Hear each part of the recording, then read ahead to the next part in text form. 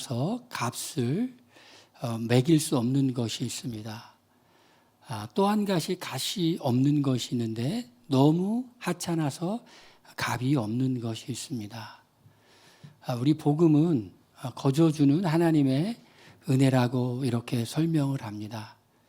왜 그렇게 설명하냐면 우리가 그 값을 지불하려면 너무 큰 값이기 때문에 하나님께서 우리에게 그 값을 요구하지 않고 하나님께서 대신 값을 지불해 주셨습니다. 우리는 공짜 그러면 그 공짜라고 하는 그 의미가 우리가 거저받는 거기 때문에 소홀하게 생각하기 쉽습니다. 그러나 누군가 우리에게 어떤 선물을 했는데 그 선물을 하기 위하여 귀한 값을 지불했다면 그 값은 우리는 거저받았지만 그럼에도 불구하고 그 선물을 준비한 사람은 굉장히 자기 희생과 자기의 노력으로 선물을 준비한 것입니다. 우리가 은혜 받는, 오해받는 것 중에 하나가 바로 이 복음입니다. 거저라는 것 때문에 우리가 그 복음의 은혜를 너무 쉽게 생각합니다. 만약에 우리가 구원을 받는데 우리의 공로가 들어가고 그리고 수양을 하고 노력을 하고 그랬다면 우리는 굉장히 자랑할 것이 많을 겁니다. 예를 들면 일주일에 2번 금식해야 되고 또 철야를 1번 해야 되고 일주일에 1번씩 봉사활동을 해야 되고 선행을 해야 되고 그래야지 구원을 받는다라고 하면 그래야지 구원을 받는다고 하고 그런 일을 통해서 구원받았다고 하는 증명서가 있다면 우리는 굉장히 큰 자부심을 느낄 겁니다. 야, 내가 그냥 구원받은 게 아니라 이렇게 힘든 과정을 통과해가지고 구원을 받았어 라고 자랑할 것입니다. 그런데 성경은 이렇게 말합니다.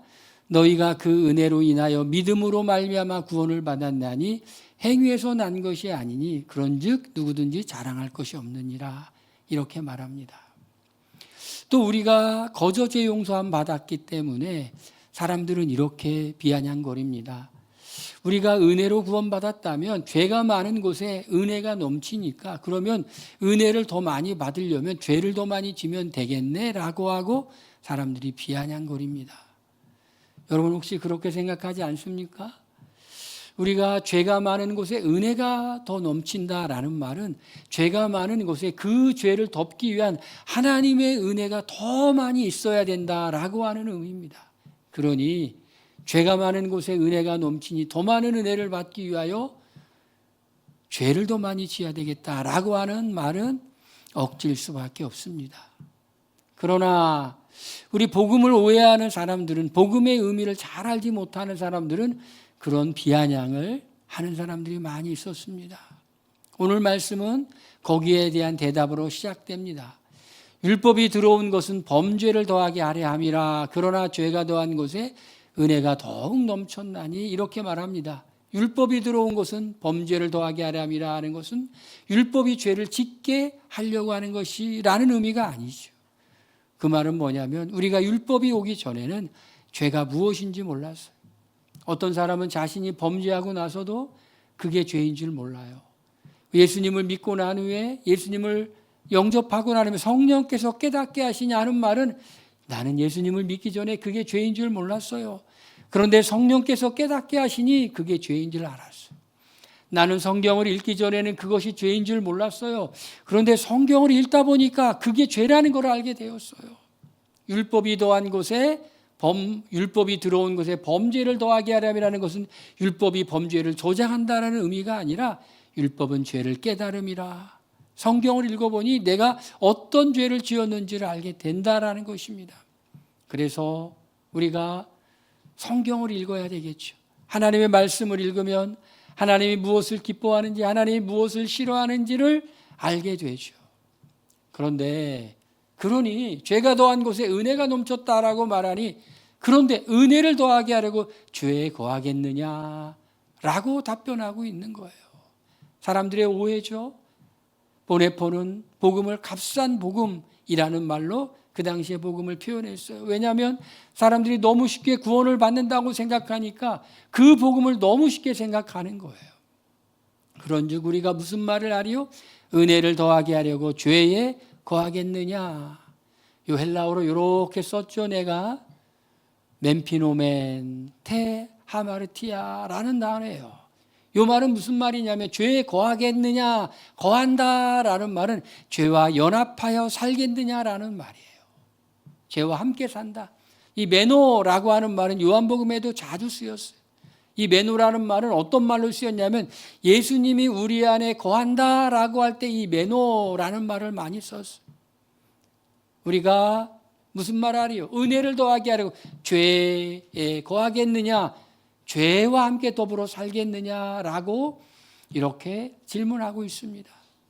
우리가 그럴 수 없죠. 우리가 죄에 대하여 죽은 우리는, 하나님에 대하여 산 우리는 그럴 수가 없습니다. 복음에 대해서 설명할 때 사람들은 이런 오해를 합니다. 첫 번째 오해는 뭐냐면, 그러면 복음을 우리가 거저받는 죄의 거저 죄를 용서해 주니까 우리가 율법이 필요한 거 아니야? 도덕은 없어도 되는 거 아니야? 그걸 우리는 무율법주의 도덕 폐기론이라고 말합니다. 마음대로 살아도 되는 거 아니야? 거저 죄를 용서받으니 마음대로 살아도 되는 게 아니야? 성경은 결코 그럴 수 없다라고 말합니다. 우리는 그렇게 살 수 없는 존재라고 말합니다. 그거를 성경은 어떻게 표현하고 있는가? 우리는 예수님과 함께 죽고 예수님과 함께 산 존재라고 말합니다. 우리 오늘 설교의 제목이 침례, 예수님과의 연합입니다. 우리 침례교회는 침례를 받고 우리 세례교회는 우리 장로교회는 세례를 받습니다. 침례와 세례는 어떤 차이가 있을까요? 의미는 다 똑같죠. 어떤 의미입니까? 죄에 대하여는 내가 죽은 자요, 하나님께 대하여 의에 대하여는 내가 산 자다라는 의식을 표현하는 것이 바로 세례 또는 침례입니다. 그런데 의식에 있어서, 침례라는 의식에 있어서 영어로는 똑같아요. 베프티즘이라고 영어는 똑같은데 우리나라로 번역할 때 우리 침례교회는 침례라고 번역했고 장로교, 성결교, 감리교회는 세례라고 번역을 했어요. 또 의식에 있어서 다른 교단은 이렇게 물을 이렇게 찍어요. 저는 세례하는 의식을 한 번도 못 봤어요. 침례만 시행했고 침례만 받았지. 근데 교회 역사를 보면 이렇게 침례, 베프티즘이 세 가지 형태로 이렇게 의식을 행했어요. 초대교회 때는 어떻게 했냐면 물에 이렇게 넣었다가 빼는 의식을 했어요. 그래서 예수님도 요한에게 침례를 받으실 때 요단강에 내려가서 침례를 받으시고 물 위를 올라오시니 그때 하늘이 갈라지고 성령이 비둘기같이 임했다. 그때 예수님께서 요단강에서 받으셨던 것이 임몰전, 물속에 이렇게 들어가다 나오는 그런 침례를 행했어요. 그리고 이제 많은 사람들이 집단 개종을 하기 시작했어요. 로마 시대에 게르만 민족들이 기독교로 이렇게 집단 개종하면서 수많은 사람들을 다 이렇게 침례를 행할 수가 없었어요. 또 노인들이라든가 병들어 죽어가는 사람들에게 침례 의식을 행할 수가 없어서 그래서 나오기 시작한 것이 스프링클, 물이 이마에 물을 뿌리는 것을 행했습니다. 우리나라에서는 그걸 세례라 이렇게 표현하죠. 세 번째로는 교회 역사에 보니까 또 어떻게 침례 의식을 했냐면 이렇게 양동이에다가 이렇게 물을 부었어요. 이게 찍는 것이 아니라 그것을 우리는 관수례라고 합니다.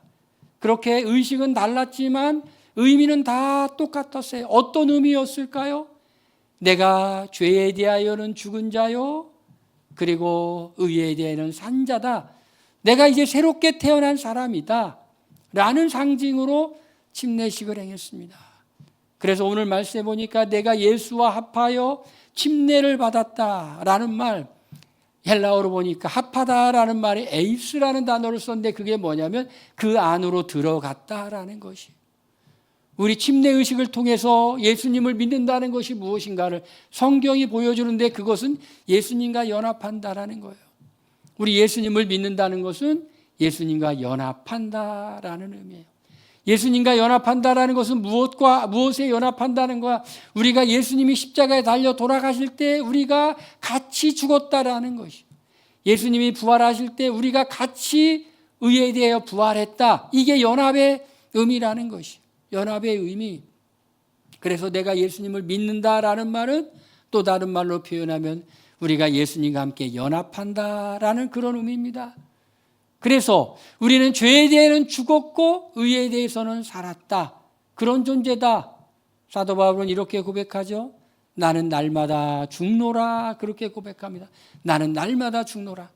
나는 날마다 죽노라는 것은 나는 매일매일 죽는다라는 말이 아니라 나는 매일매일 죽은 사람임을 확인한다라는 것이, 죽은 사람임을 확인한다.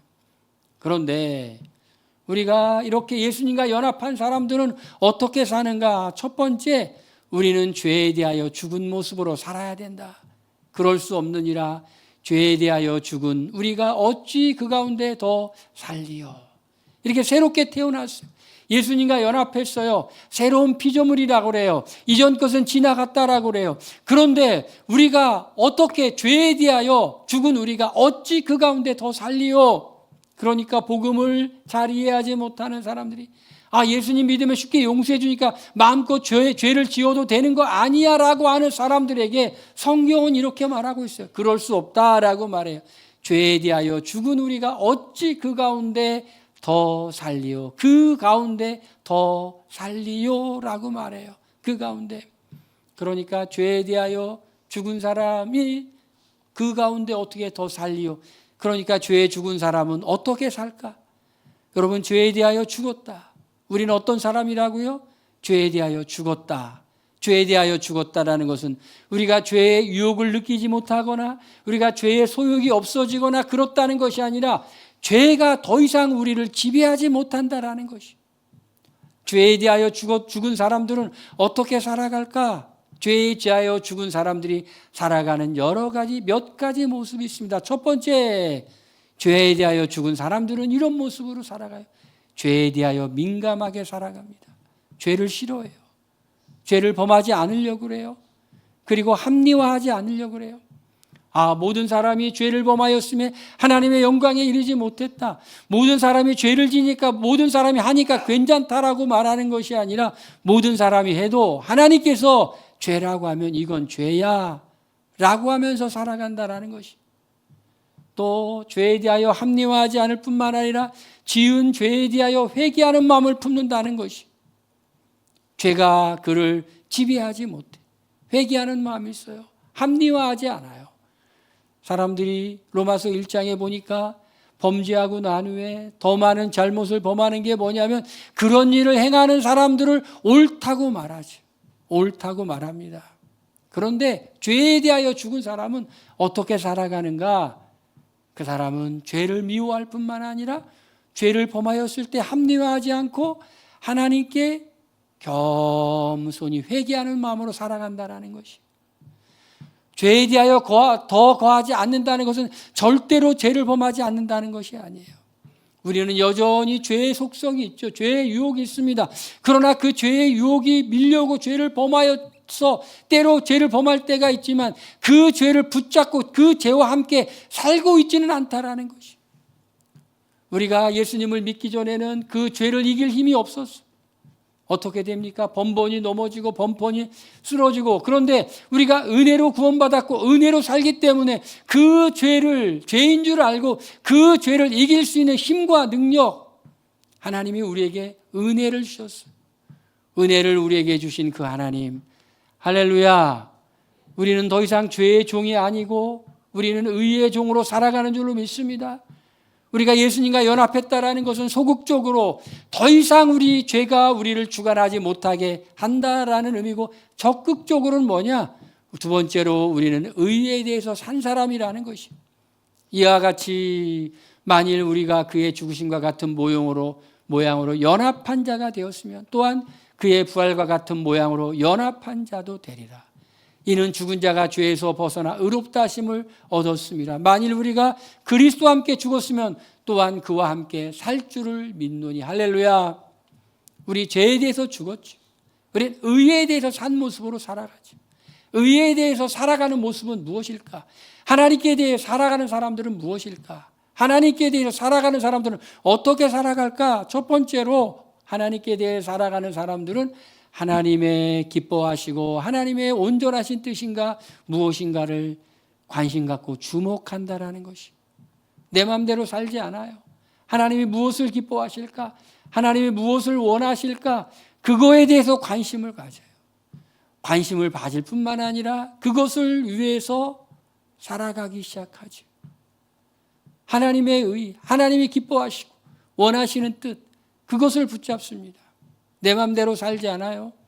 우리 예수님을 믿는 사람들을 이렇게 신앙의 성장의 단계를 에스겔서의 말씀을 통해서 표현하죠. 이제 성전에서 물이 나와서 이렇게 흘러가는데 어떤 얕은 물은 발목이고 그 다음 물은 무릎이고 그 다음은 허리고 그 다음은 가슴이고 물이 점점 많아지는데 이제 그것은 무엇을 표현할까? 자기 마음대로 살아가지 못한다라는 것이. 우리가 예수님을 믿고 나면 우리가 이전에 내 마음대로 살던 대로 살 수가 없어요. 세상 사람들과 같이 살 수가 없어요. 우리가 바라보는 건 나를 기쁘게 하는 것이 아니라 하나님을 기쁘게 하려는 마음이 성령이 그 안에 있으면 들게 돼요. 제가 지난번에 설교를 할 때 이런 말씀을 드렸죠. 사랑의 반대는 욕심이다라고 말했죠. 욕심은 결국 죄를 범하게 만들죠. 사랑은 자기 스스로 희생하는 것이고 욕심은 다른 사람을 희생하게 하는 거다라고 말씀을 드렸어요. 옛날에 제가 어릴 때 선교사님이 와가지고 설교를 하는데 천국과 지옥이 뭔지를 설교하는 거예요. 아주 재미있는 예화를 들었고 그 뒤에 많은 한국 목사님들이 그것을 천국과 지옥을 설명할 때 예를 많이 들었어요. 천국과 지옥에 식사하는 것을 보니 똑같이 진수성찬이 차려 있는데 숟가락이 아주 크더라는 거예요. 천국에 있는 사람들은 어떻게 하냐면 그 긴 숟가락으로 다른 사람을 먹이고 지옥에 있는 사람은 그 긴 숟가락으로 자기 먹으려고 그러니 자기가 먹어지지 않고 다 흘리고 다투고 싸우고. 천국은 어떤 곳일까? 자기가 희생하는 곳이 천국이고 지옥은 어떤 곳일까? 자기만 먼저 먹으려고 하는 곳이 지옥이다. 어릴 때 그 설교를 듣고 나서 가만히 생각해 보니 참 깊은 의미가 담겨 있어. 사랑의 반대는 욕심. 욕심은 남을 희생시키는 것이고 사랑은 자기를 희생하는 거죠. 그러니 어떻게 사는 것이 우리가 행복할까요? 내가 나를 위해 사는 게 행복할까요? 아니면 하나님이 말씀하신 대로 사는 것이 행복할까요? 우리 마음대로 사는 것이 행복할 것 같은데 살다 보니까 우리 마음대로 사는 것이 행복한 것이 아니라 우리 마음대로 사는 것이 실패고 우리 마음대로 사는 것이 잘못된 길이고 우리 마음대로 사는 길이 넘어지는 길이라는 것을 깨닫게 되죠. 그래서 우리는 의에 대하여 산 모습으로 사는 것은 뭐냐? 그것은 하나님이 기뻐하시는 대로 사는 것이다 라는 것이에요. 더 적극적으로 세 번째로 우리는 어떤 모습으로 살아야 되느냐? 예수님과 연합한 사람들은 우리 자신을 의의 무기로 살아야 된다. 너희 지체를 의의 무기로 하나님께 드리라. 너의 지체. 여기 지체라는 말은요, 멜레라고 하는 헬라어인데 이거는 우리의 온몸 여러 가지를 다 말하고 있는 것이 지체예요. 손도 우리의 지체고 눈도 우리의 지체고 입도 우리의 지체고 손도 발도 우리의 지체예요. 우리가 의의 무기로 하나님께 드린다. 의의 무기로 하나님께 드린다. 드린다라는 말은 뭘까요? 하나님께서 사용하게 하신다라는 것이 의의 무기. 도대체 하나님이 원하시는 의의 무기는 어떻게 우리가 사는 걸까요? 그것은 우리가 다른 사람들이 예수님을 믿어 구원받을 수 있도록 우리의 입술이 사용되는 거예요. 할렐루야. 우리가 다른 사람들을 하나님 앞에 바로 세우도록 우리의 입술을 사용하는 거. 할렐루야. 우리의 입이 지금 어떻게 주님께 드려졌는가? 우리는 주님께 드려진 입술인가? 아니면 내 마음대로 사는 입술인가? 주님께 의의 무기로 드려지는 사람들은 다른 사람을 실족하게 하는 사람이 아니라 다른 사람을 격려하는 사람이에요. 다른 사람을 주님 앞으로 인도하는 거예요. 다른 사람을 바로 세우는 입술로 사용되는 거예요. 할렐루야. 우리의 지체 중에 하나인 우리의 눈은 하나님께 의의 무기로 사용된다면 어떻게 하는 것이 의의 무기로 사용되는 것일까요? 우리가 다른 사람을 바라볼 때 긍휼의 눈으로, 사랑의 눈으로, 이해의 눈으로, 돌봄의 눈으로 바라보는 거예요. 제가 어느 날 참 이렇게 수업이 많아서 피곤한데 어떤 학생이 와가지고 저에게 상담을 해달라고 하는 거예요. 그래서 이제 상담을 하는데 정말 피곤했어. 수업 마치고 정말 피곤했어. 그런데 이렇게 막 이런저런 얘기를 많이 하는데 제가 이런저런 얘기 다 너무 피곤해가지고 하나도 안 들리는데 얘기를 듣다 보니까 이 마음이 드는 거예요. 정말 힘들었겠구나. 그래서 그 한마디 했어요. 제가 피곤한 적에 눈이 번쩍 뜨면서 정말 힘들었겠구나. 그랬더니 그 학생이 저한테 그러는 거예요. 그 말과 그 눈빛이, 제 눈빛 괜찮은 눈빛인가요? 그 눈빛이 자기를 위로했다라는 것이. 제가 정말 힘들었겠구나 말하는데 건성으로 말한 게 아니라 제 마음이 눈에 이렇게 담겨졌나 봐요. 너 정말 힘들었겠구나.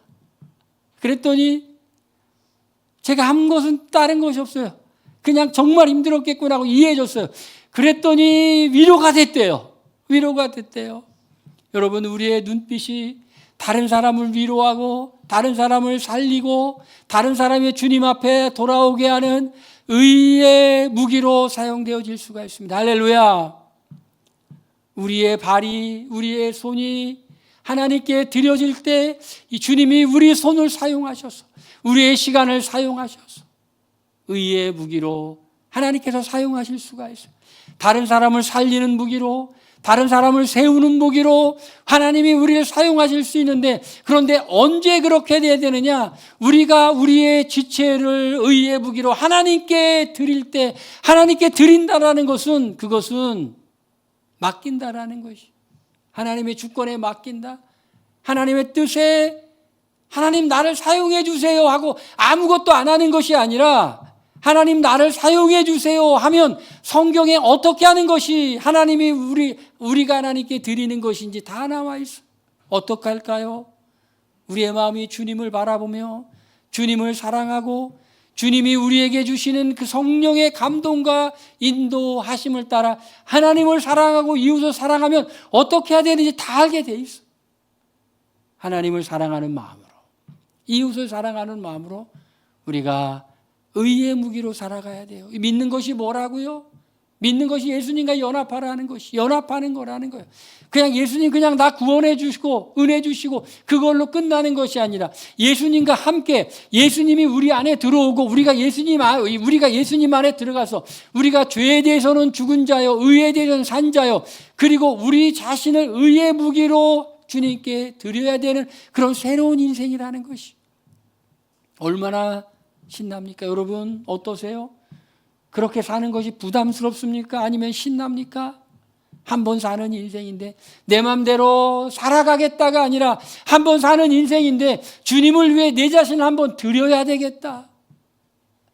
내 입술은 복음을 바라고 내 눈은 주님의 은혜와 사랑을 표현하고 내 손은 주님이 사용하고 싶은 곳에 도구로 사용되고, 이렇게 살아가는 것이 의의 무기로 살아가는 것이에요. 마지막으로 우리가 이렇게 예수님과 연합한 사람들은 어떻게 살아가는가? 이제 우리는 은혜로 살아가는 것이에요. 은혜로. 이와 같이 너희도 너희 자신을 죄에 대하여는 죽은 자요 그리스도 예수 안에서 하나님께 대하여는 산 자로, 살아있는 자로 여길지어다. 여긴다라는 말이 뭐냐면요, 여긴다라는 말이 아닌 것을 그렇게 생각하라는 것이 아니에요. 헬라어로 이렇게 쓰였는데 이 말은 뭐냐면 현재 명령이에요. 아닌 것, 내가 죄에 대해서는 죽은 자고 의에 대해서는 산 자로 그냥 이렇게 아닌데 그렇게 살아가는 것이 아니라, 여기 로기제스세라는 단어가 썼어요. 원문 뭐냐면 로고스예요. 로고스라는 말씀이라는 의미도 있고 그리고 이성이라는 의미도 있어요. 그러니까 그거는 마땅하다라는 거예요. 마땅하다. 그렇게 생각하는 것이 마땅하다라는 거예요. 그런데 우리가 이렇게 마땅하게 살아가기 위해서, 우리의 죄에 대해서는 죽은 자요 의에 대해서 산 자로 살아가기 위해서 우리가 해야 될 일이 있어요. 은혜를 끊임없이 의지하는 거예요. 은혜를 끊임없이 의지하는 거예요. 하나님의 은혜를 의지하는 거예요. 우리 이렇게 살 수 있는 존재가 아니에요. 우리는 이렇게 살아갈 능력이 부족한 사람이에요. 우리는 새로운 신분으로 태어났지만 여전히 연약할 수밖에 없는 존재이기 때문에 우리의 힘으로 살아가는 것이 아니라 하나님의 힘으로 살아가기 위해서 하나님께 끊임없이 우리는 하나님의 도움을 구해야 돼요. 하나님과 좋은 관계를 기뻐하는 사람, 하나님과의 만남을 사모하는 사람으로 끊임없이 살아갈 때 우리는 이런 은혜를 받아서 정말 죄에 대해서는 죽은 자고 의에 대해서는 산 자로 당연히 살아가더라는 것이에요. 우리가 무엇을 하려고 하는 것이 아니라 하나님이 우리에게 하도록 우리 자신을 끊임없이 되어드리길 바랍니다. 할렐루야. 우리의 힘을 의지하거나 지혜를 의지하는 것이 아니라 하나님에게 끊임없이 우리를 내어드릴 때 하나님은 우리에게 지혜도 주시고 명철도 주시고 능력도 주시고 은혜를 주셔서 의의 병기로 살아가게 하실 줄로 믿습니다. 할렐루야. 시시때때로 주님을 의지하시길 바랍니다. 주님께 소망을 두시길 바랍니다. 할렐루야. 이 시간에 우리 기도하겠습니다. 우리는 예수님과 연합한 사람입니다. 주님, 내가 예수님과 연합한 사람답게 살아가게 하여 주시옵소서. 우리 통성으로 기도합니다.